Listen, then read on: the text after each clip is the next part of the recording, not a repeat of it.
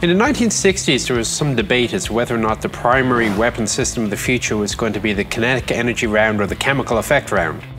Further, there was some debate as to whether or not that round would be delivered by use of a cannon or a missile.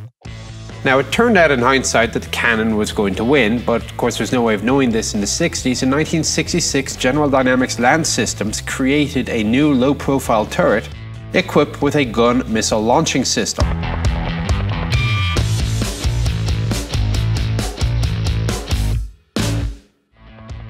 And sure enough, in 1971, the US Army actually ordered some. Slight mistake, this vehicle turned out to be one of America's great failures. Production didn't start until 1975, 520 or so were built. Now, some of the neat features about it were, first of all, of course, it could fire missiles. It could fire either the Shillelagh anti-tank missile system or conventional rounds, HE, Flechette, or Heat. Space was found within the vehicle for 33 rounds of conventional ammunition and 13 anti-tank missiles. The vehicle was also equipped with the M85 caliber 50 machine gun and the M73 7.62mm coaxial. Neither weapon covered themselves with glory. In fact, they were rather hated.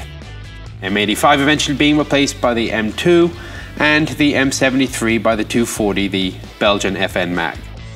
An interesting feature about the turret is that every crewman has his own hatch. This isn't particularly common in tanks. The reason is that the gunner is isolated from everybody else by a huge row of missiles between him and the rest of the tank.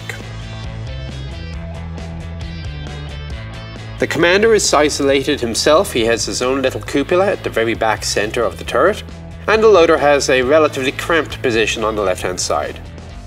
The driver is the most comfortable of the lot in the traditional Patton hull, front and center. The gun was fully stabilized, and also you can mount a white light or infrared spotlight on the left-hand side, as is on this vehicle, for night fighting. Being a regular Patton hull, it also has the regular Patton features of the torsion bar suspension, the 29.3 litre V12 diesel pulling out 750 horsepower.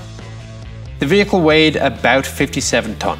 Early versions were equipped with a bore evacuator or fume extractor. This is a later version that has the closed bore scavenger system. This is a compressed air system that would shoot after the gun fired, and all the fumes and noxious gases will go out the other end of the gun, as opposed to, when the breech opens, being drawn back into the crew compartment. The vehicle was withdrawn from service by 1981. It suffered a lot of the same failings as the missile was famous for in the M551 Sheridan. Basically, it didn't work very well. Most of the vehicles had their turrets removed and replaced by either conventional A3 turrets or turned into engineer vehicles such as the AVLB or the Mine Clearing Panther. This vehicle is painted in the 1980s MERDC color scheme. It was a palette of up to 16 colors. You choose 4 of them, and when the seasons changed, you would only have to change 1 or 2 of the colors to go from, let's say, a summer scheme to an autumn scheme. This particular variant is the Verdant Summer.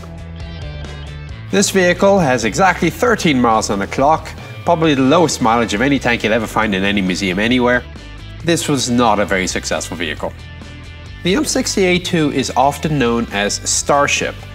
Now, it's actually some point of contention on this because nobody has ever yet been able to identify anyone who has used the term Starship at the time that the vehicle was in service.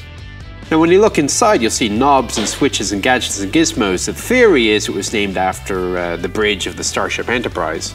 But there is an argument, it seems, that this was simply a post-service appellation, perhaps a little bit of positive reminiscence. Gotta think something good about this tank.